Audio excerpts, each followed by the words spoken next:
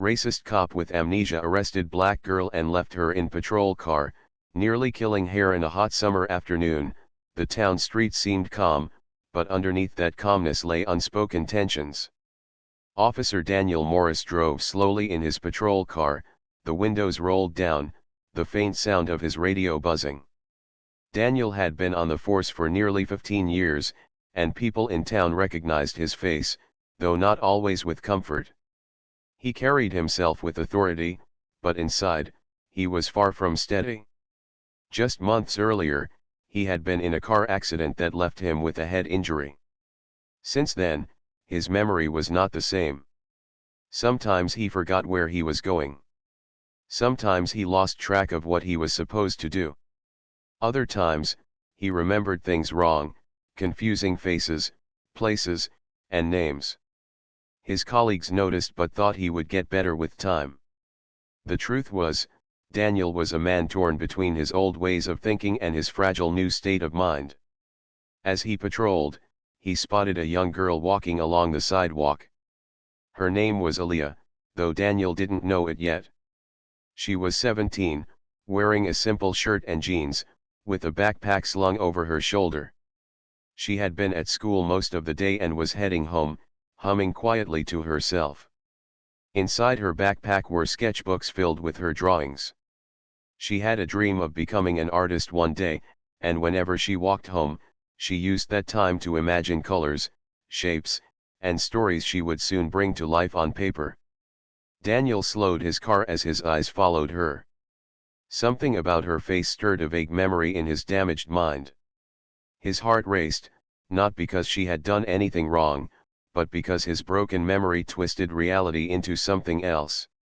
He convinced himself she resembled someone he had seen in a police report, a runaway, or maybe someone accused of theft.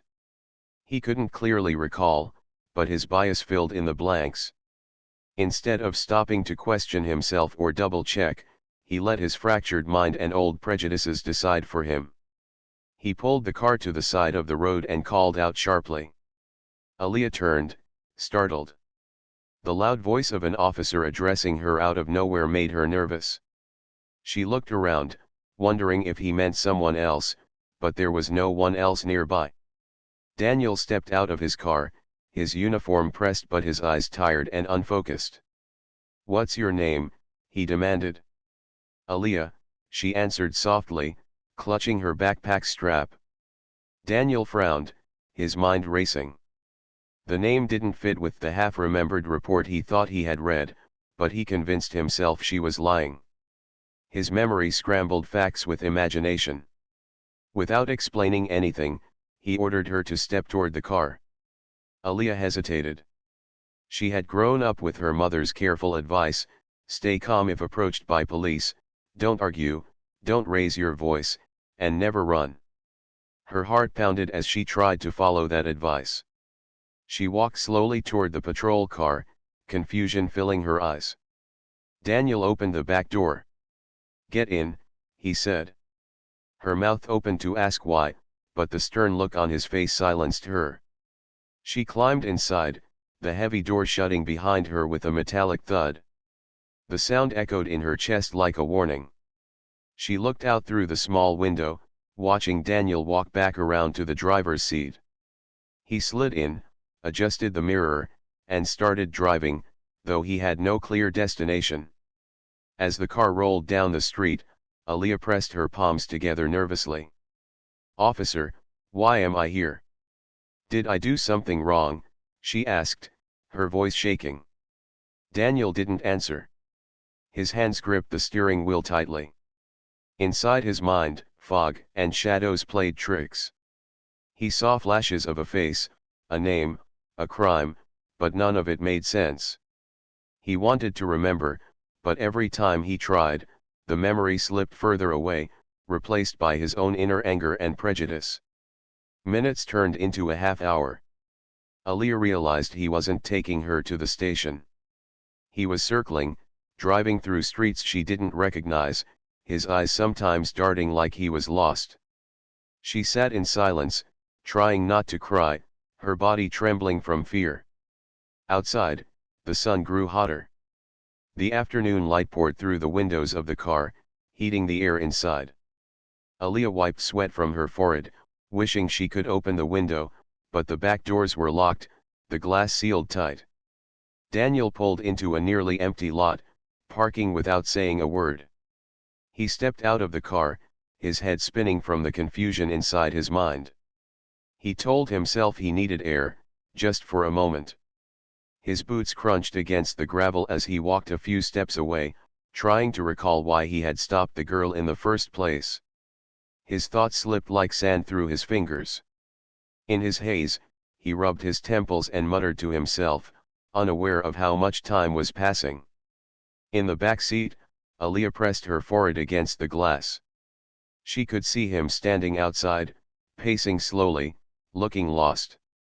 She wanted to scream, to beg, but fear kept her quiet. She tried to think of her mother, her drawings, anything to keep her mind steady. But worry weighed on her chest. The air in the car grew heavier, warmer, harder to breathe. Minutes stretched into what felt like hours. Daniel eventually got back in the car but didn't start it again. He sat in silence, staring out the windshield, forgetting completely that she was still in the back seat. His mind was blank, lost in confusion and broken memory. Aaliyah closed her eyes tightly, whispering to herself. She thought of home, of her mother waiting for her to walk through the door. She thought of the sketches she had promised to finish. She tried to hold on to those images, not knowing that this moment was only the beginning of a terrifying ordeal that would test both her strength and the conscience of a man lost in the fog of his own broken mind. The sun climbed higher in the sky, spreading heat across the quiet streets of the town. Inside the patrol car, Aaliyah sat with her backpack pressed to her chest, her eyes darting from side to side as if the silence could swallow her whole. Her throat was dry, and sweat rolled slowly down her face. She wanted to believe this was all some kind of mistake, that the officer would soon explain why he had taken her, but with every passing minute, her hope thinned. Daniel sat in the front seat, his uniform neat but his mind a tangled mess. He gripped the steering wheel, then let go, then gripped it again, as if he couldn't decide what to do. His head still throbbed from the injury he had carried since the accident months earlier. The simplest details escaped him. His memory folded in on itself, replaying fragments of events that never happened. He thought of a young suspect he had once chased years ago. He thought of a stolen wallet case that had been dropped for lack of evidence. His mind placed those memories onto Aaliyah, even though they had nothing to do with her. Aaliyah tried again, her voice trembling. "Officer, please. I didn't do anything. Can you tell me why I'm here?" Daniel didn't respond.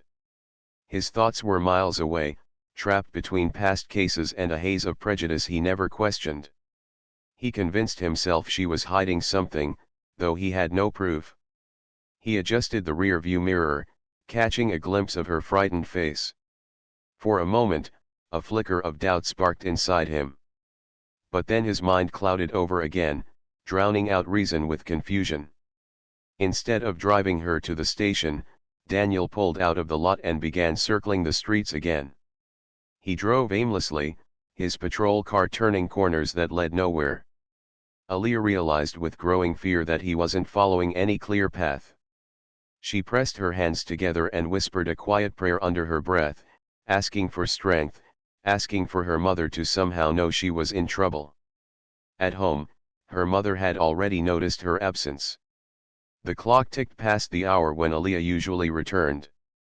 The house felt too quiet without her daughter's laughter, without the sound of her setting her backpack down and rushing to show the day's drawings. The unease in her chest grew heavy. She picked up her phone and started calling Aaliyah's friends, asking if anyone had seen her. Each answer came back the same: no, not since school ended. Back in the car, the heat grew unbearable. The air inside thickened with every passing minute. Aaliyah wiped her forehead again, but her skin burned from the rising temperature. She leaned closer to the window, trying to find a breath of cool air, but the glass radiated heat like an oven door. She swallowed hard, her throat aching for water. Daniel, meanwhile, pulled over again, this time near an empty side street. He turned off the engine, the silence heavy around him. He stepped out once more, pacing the sidewalk, rubbing his temples. His memory failed him again. He no longer remembered why he had even taken the girl. He muttered to himself, what was it? Theft. Runaway. I know it was something, but the more he tried to recall, the more the truth slipped further away. In the back seat, Aaliyah's heart sank. She felt the weight of fear pressing down on her chest. She wanted to scream, but her voice caught in her throat. What if he grew angry? What if he thought she was resisting? Her mother's words echoed in her mind, stay calm, don't fight, don't argue.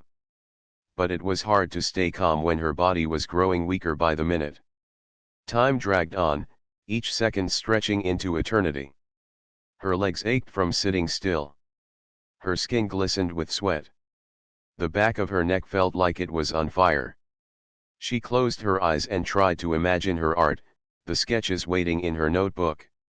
She thought of drawing the trees outside her school, the faces of her friends, her mother's warm smile. She clung to those images like lifelines. Daniel finally climbed back into the car, but instead of starting the engine, he sat motionless, staring out the windshield. His mind drifted again, lost in fragments of memories and shadows of things that never were. He barely noticed Aaliyah anymore. To him, she was a blur in the corner of his failing memory. Back home, her mother's worry turned into panic. She called the police station, her voice shaking as she explained her daughter was missing. The officer on the other end told her not to worry, that teenagers often stayed out late. But a mother knows. She knew Aaliyah would never disappear without a word. She hung up the phone with tears in her eyes, whispering her daughter's name into the silence. Meanwhile, in the back seat of that patrol car, Aaliyah fought to stay awake. Her chest rose and fell in shallow breaths. Her body begged for water, for air, for freedom. She pressed her forehead against the glass one last time, hoping anyone would see her. But the lot was empty. The officer was lost in his own mind. And the night had not yet fallen. This was only the beginning of a long, terrifying ordeal that would test Aaliyah's strength, shake her family's world, and expose the deep cracks inside a man who should never have been left in uniform. Evening slowly fell over the town, and the light outside turned golden, but inside the patrol car Aaliyah's world felt darker by the minute. Her forehead leaned weakly against the window, her palms damp with sweat. Her lips were dry, and every breath came shallow. She had no idea how much time had passed since she had been locked in the back of the car. The heat pressed against her chest like a heavy weight, making it harder and harder to breathe. She thought of her mother again, picturing her sitting by the window waiting, her face full of worry. The thought brought tears to her eyes. She whispered, "Please, God, let her find me." Her voice was faint, but even whispering gave her a little hope that somehow her words could travel beyond the steel doors and glass. Back at home, her mother paced the living room, her hands shaking. She had already called the police once, and they brushed her off, but a mother's heart doesn't lie. She began calling again, her voice louder this time, desperate. "My daughter is missing. She never does this. Something is wrong."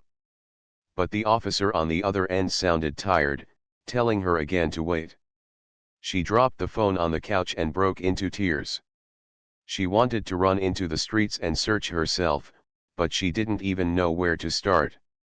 Meanwhile, Daniel sat at the police station, his patrol car abandoned blocks away with Aaliyah still trapped inside. His head throbbed with confusion. His colleagues noticed his strange silence but assumed he was just tired from the heat. They didn't ask about his shift, and he didn't volunteer any details.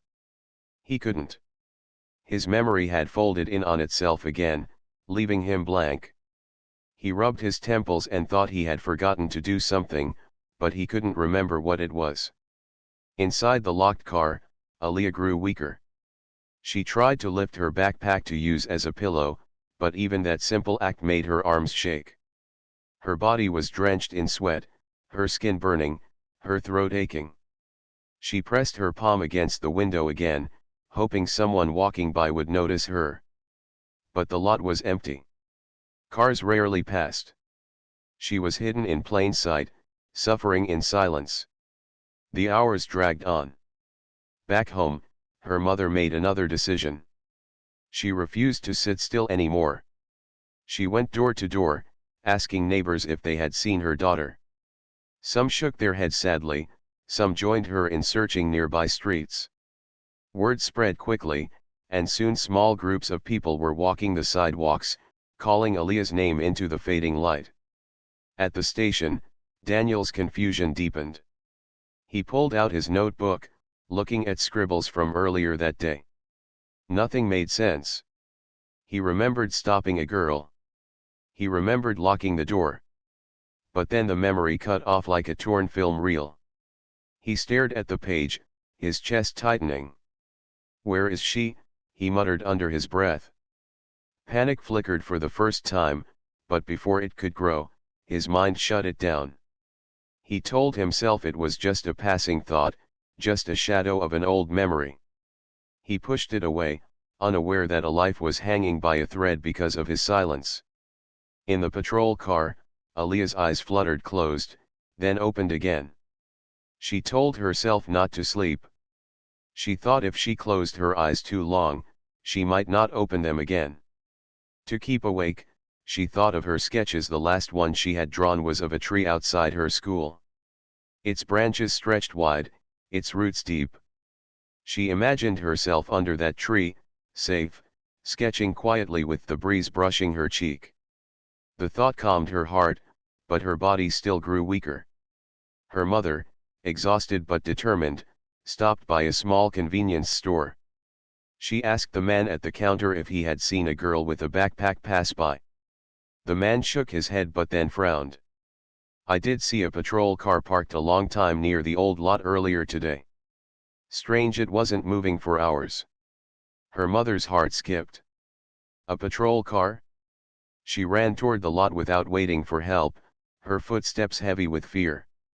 But by then, the sun had set, and the lot lay in shadows. The patrol car sat there silently, its steel body still holding the heat of the day. From the outside, it looked ordinary, like any other police car parked for the night. Inside, Aaliyah lay slumped on the seat, barely moving. Her fingers twitched weakly as if reaching for something she could not grasp. The night had begun, but the ordeal was not yet over. In the silence of the abandoned lot, a faint hope remained that someone, anyone, would come close enough to notice the girl still fighting for her life inside that locked car. Night had fallen, and the town was quiet, but in the abandoned lot the silence was broken only by the faint sound of crickets. The patrol car sat motionless, its metal still hot from the long afternoon sun. Inside, Aaliyah was fading. Her head rested against the seat, her breathing shallow, her body weak from the unbearable heat. She wanted to shout, to bang on the glass, but her strength was nearly gone. She thought of her mother again, picturing her searching, calling her name into the darkness.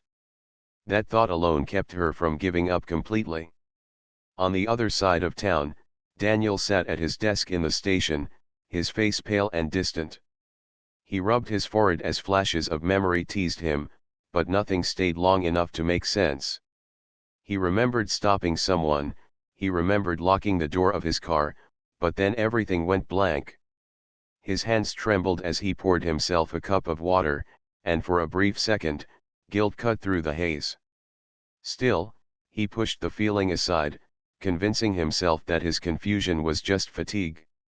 Around him, other officers joked, worked on paperwork, and made calls, completely unaware that a girl was still locked in one of their own cars, struggling to stay alive. Meanwhile, Aaliyah's mother and neighbors continued their desperate search.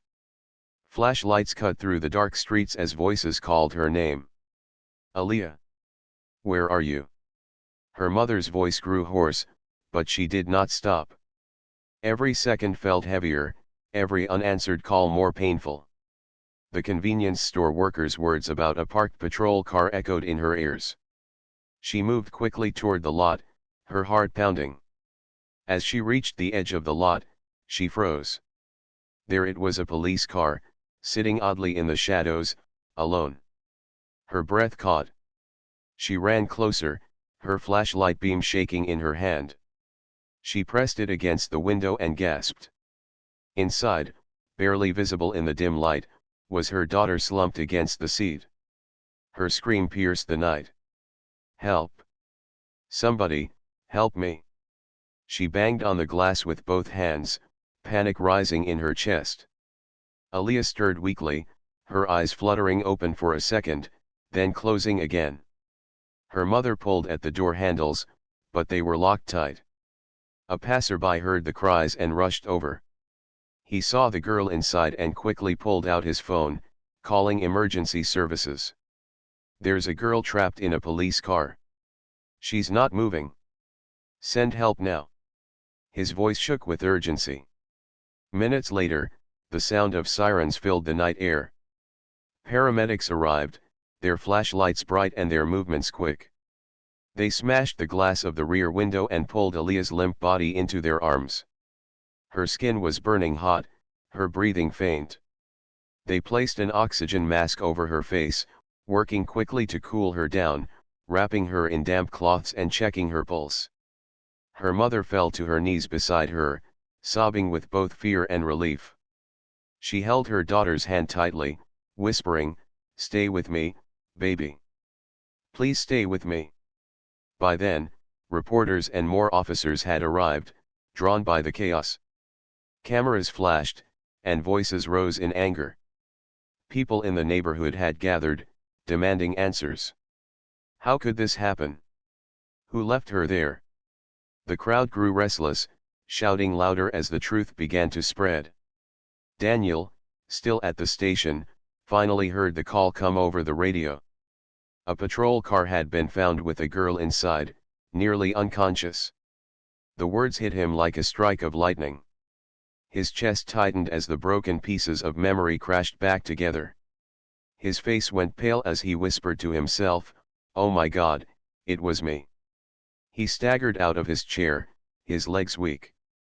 The weight of his mistake pressed down on him so hard he could barely breathe. The officers around him turned to look, confusion on their faces, but he said nothing. He knew that the whole town would soon know what he had done. Back at the lot, Aaliyah was placed on a stretcher and rushed into the ambulance. Her mother climbed in beside her, refusing to let go of her hand.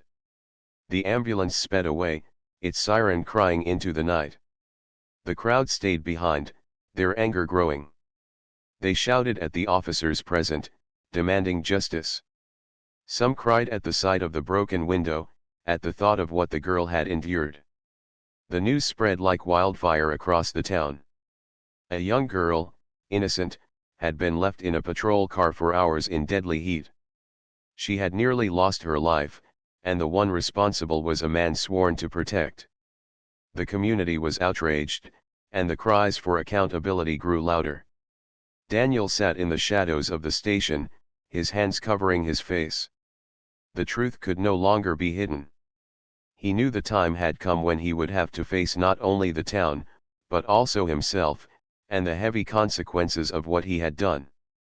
And though Aaliyah was safe for now, her story was far from over. The hospital room smelled faintly of antiseptic, but to Aaliyah's mother it was the sweetest air she had ever breathed, because her daughter was still alive.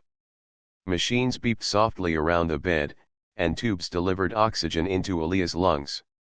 She looked fragile, her skin pale from dehydration, but her chest rose and fell, proof that she had survived. Her mother sat at her side, holding her hand tightly, whispering prayers of gratitude mixed with tears. Doctors explained that Aaliyah had been minutes away from losing consciousness completely. The heat inside the patrol car had drained her strength, and if she had been found any later, the outcome would have been different. They assured her mother that with rest and care, she would recover. Relief washed over the family, but so did anger. How could something like this happen? How could an innocent girl nearly die in the back of a police car, abandoned without reason? Outside the hospital, the town buzzed with outrage. News cameras lined the sidewalks, reporters asking tough questions. Community members gathered with signs, their voices rising in protest. "Justice for Aaliyah," they shouted. Parents clutched their children tighter, shaken by the thought that this could have been any of them.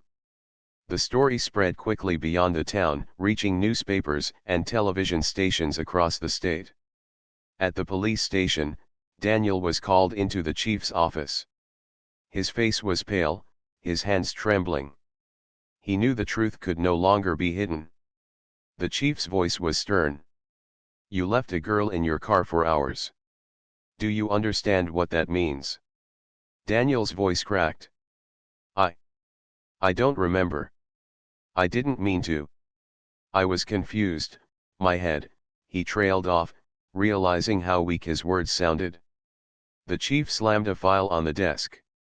"Confused or not, you nearly killed her. This department cannot excuse that. You will face suspension, investigation, and likely charges." Daniel lowered his head, shame pressing down on him like a heavy stone. For the first time, he admitted to himself what he had refused to before: his mind was broken. The accident had left him unfit for duty, and instead of stepping down, he had kept wearing the badge. And now, because of that, a young girl had almost lost her life.